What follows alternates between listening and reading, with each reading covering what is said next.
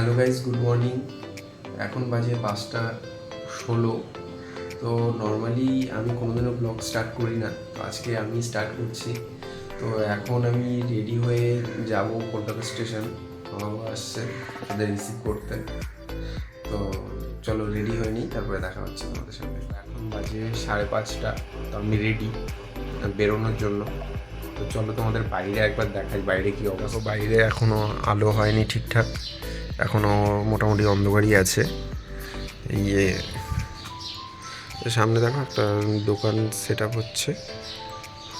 উনি রোজ সকালে মোটামুটি 4:30 4টেয় উঠে পড়ে, উঠে দোকান সেট করে। এখন দোকান গুছিয়ে নিয়ে তারপরে যাবো বাকি সবজি আনতে।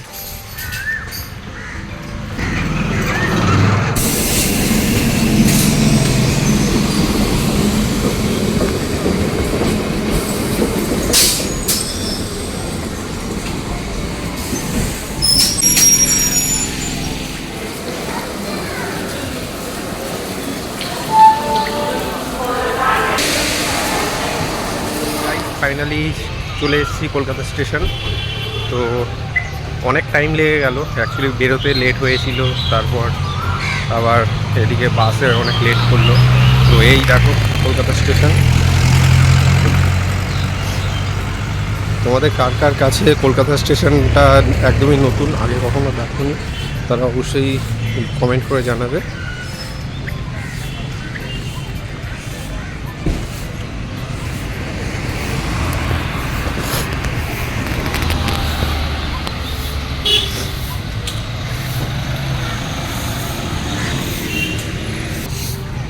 আগে এই স্ক্রিনটাতে সব টাইম টেবিল দেখাতো, বাট এখন দেখছি যে স্ক্রিনটা খারাপ হয়ে পড়ে আছে। তো ওই যে আমার মা বাবা দাঁড়িয়ে আছে। দাঁড়ালো না বাস?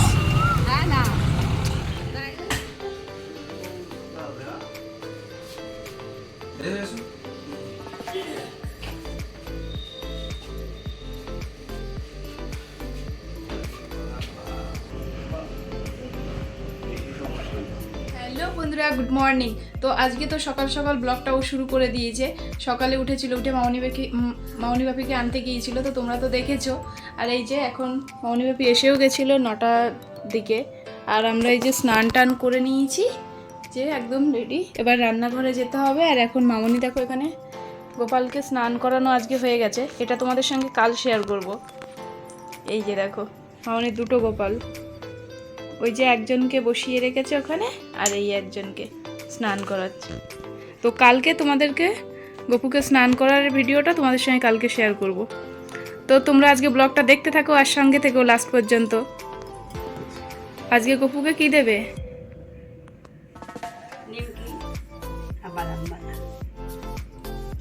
আর বিকেলে যেতে হবে তাই না, ফল নিয়ে আসতে।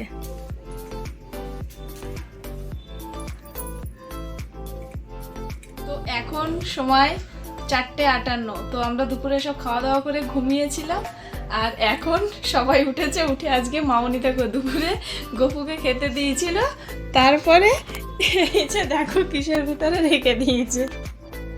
এই যে দেখো, এটা একটা কি ছিল, টুল এ টাইপের তাই না, ঝুড়ি। এটাকে উল্টে দিলে আবার টুল হয়ে যায়। এটাকে উল্টো করে ওর উপরে বসিয়েছিল, কিন্তু উপরে মাথা ঠেকে যাচ্ছে বলে এখন ওটাকে আবার সোজা করে ওর ভেতরে বসিয়ে দিয়েছে। মেন তো এটা এভাবে রাখে না, এটা তো উল্টে রাখে। এটাকে এখন উল্টে রেখে ঝুড়ি বানিয়ে দিয়েছে। না না, অ্যাকচুয়ালি এটা ঝুড়ি, কিন্তু এটাকে হচ্ছিল টুল হিসেবে ইউজ করছিল। তারপরে উপরে মাথায় ঠেকে যাচ্ছে বলে এখন আবার ঝুড়ি হিসেবে। আমরা ওই টুল হিসেবে ব্যবহার করার জন্যই নিয়েছিলাম, তাই তো। একজনের হাতে লাড্ডু আছে আর একজনের হাত ফাঁকা।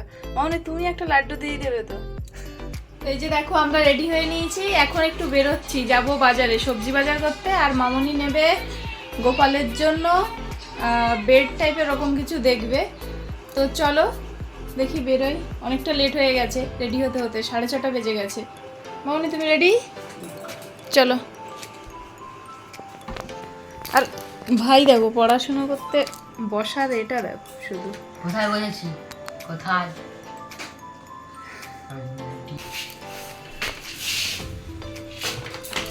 তো এই যে দেখো আমরা বাজার থেকে ফিরে এসেছি, আর কোনো ভিডিও করা হয়নি। বাজারে গিয়ে খুব ভিড় ছিল, তারপরে ফুচকাও খেয়ে এসেছি, সেখানে তো দুজন খেলাম, ক্যামেরা ধরার লোক ছিল না বলে আর দেখানো হয়নি।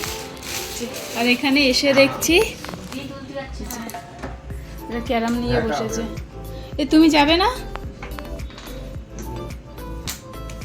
আমার ভাই হেরে যাচ্ছে না?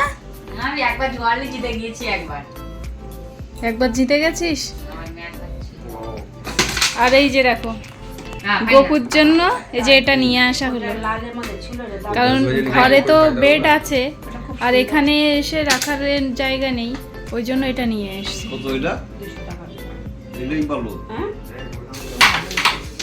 কালারটাও বেশ ভালোই। একটা পিঙ্কের ছিল, পিঙ্কেরটা হচ্ছে বড় পিঙ্কটা, তো অত বড় লাগবে না আমাদের ঠাকুর ঘরে, তো এখানে ছোট্ট জায়গা না, হবেও না এখানটায়, তো এটা দিয়ে যাবে ওরা।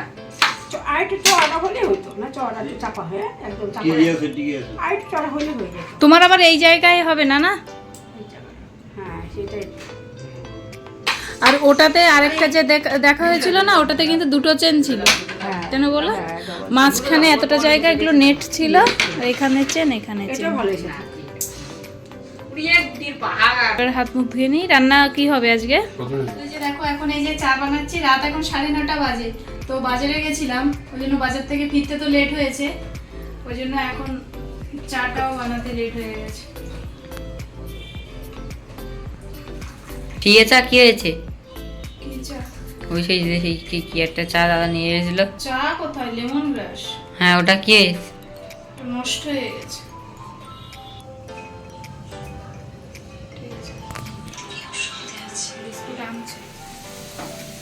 তো আজকে যে রাতে সয়াবিন আলুর তরকারি হবে, যে সয়াবিনটা ভাজা হয়ে গেছে আর এই আলুটাও ভাজা হয়ে গেছে, যে তুলে নিচ্ছি। আমাদের সঙ্গে না একটা ঘটনা শেয়ার করছি। কিছুক্ষণ আগেই একটা দুর্ঘটনার হাত থেকে না খুব বেঁচে গেছি, কারণ তোমরা তো দেখলে যে একটু আগেই আমরা বাজার থেকে এসেছি, আর মামনি যে গোপালের জন্য যে এটা নিয়ে আসলো না, ওটাই আমাদেরকে দেখাচ্ছিল। দেখানোর পরে তারপরে গপুদেরকে শুইয়ে দিচ্ছিল মামনি ঘরে, আর এদিকে তো ভাই আর দেখলে ভাই আর বাপি এখানে ক্যারাম খেলছিল, আর ও একটা অর্ডার এসছে বলে ও ফ্রায়ারটা অন করে ঘরে এসছিল, আর আমিও ছিলাম। ওই যে আমাদের এর আগে যে রেস্টুরেন্টটা দেখলাম সেটা তো হবে না, তো ওই জন্য আরেকটা রেস্টুরেন্ট দেখেছে, ওটা ভাড়া নেবে, তো ওটার কথাই আমার সঙ্গে বলছিল। এবার কথা বলতে বলতে না একটা পোড়া গন্ধ নাকে আসছিল, তো আমি ওকে বলছি কি তোমার অয়েলটা তো পুড়ে যাচ্ছে, গন্ধ বেরোচ্ছে। এবার এর মধ্যে ভাই দেখে চিৎকার করছে, সঙ্গে সঙ্গে মুহূর্তের মধ্যে ঘরে পুরো ধোঁয়া ভর্তি হয়ে গেছে। ফ্রায়ারের যে থার্মোস্টেটটা ছিল ওটা কেটে নষ্ট হয়ে গেছিলো। এবার ওটাতে টেম্পারেচার যেটা সেট করা থাকে, সেই ওই টেম্পারেচারটা নিয়ে নিলে তো অটোকাট আছে, ওটা মানে অটোমেটিক মেশিনটা অফ হয়ে যায়। তো সেটা থার্মোস্টেটটা যেহেতু নষ্ট হয়ে গেছে, তার জন্য ওই হিটটা এত পরিমাণে হয়ে গেছে যে পুরো ঘর পুরো ধোঁয়ায় পুরো ভর্তি হয়ে গেছে, আর অয়েলটা পুরো আলকাতরার মতো হয়ে গেছে এরকম। আর আশেপাশের লোকজন তো ছুটে এসছে সবাই, কি হয়েছে কি হয়েছে দেখতে এরকম। এর আগেও একবার হয়েছিল, ওটা আগুন জ্বলে উঠেছিল, তো এবার আর অতটা হয়নি অয়েলটা ছিল বলে। তো ছোটোখাটো একটা দুর্ঘটনার হাত থেকে আজকে জোর বাঁচা বেঁচে গেলাম।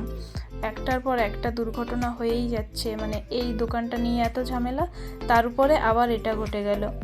দেখো এখন রাত বাজে 11:30, এখন এই যে আমরা সবাই খেতে বসেছি, আর মামনি আর বাপি ঘরে বসেছে, কারণ এখানে জায়গাটা ছোট তো সবার হবে না একসঙ্গে, ওই জন্য ওরা ঘরে বসেছে আর আমরা এই যে এখানে বসেছি। এখন বাজে রাত 11:51, খাওয়া দাওয়া বাসন মাজা সব কমপ্লিট। এই যে বাপি ঘুমিয়ে গেছে আর মামনি আমরা বসে এই যে গল্প করছি।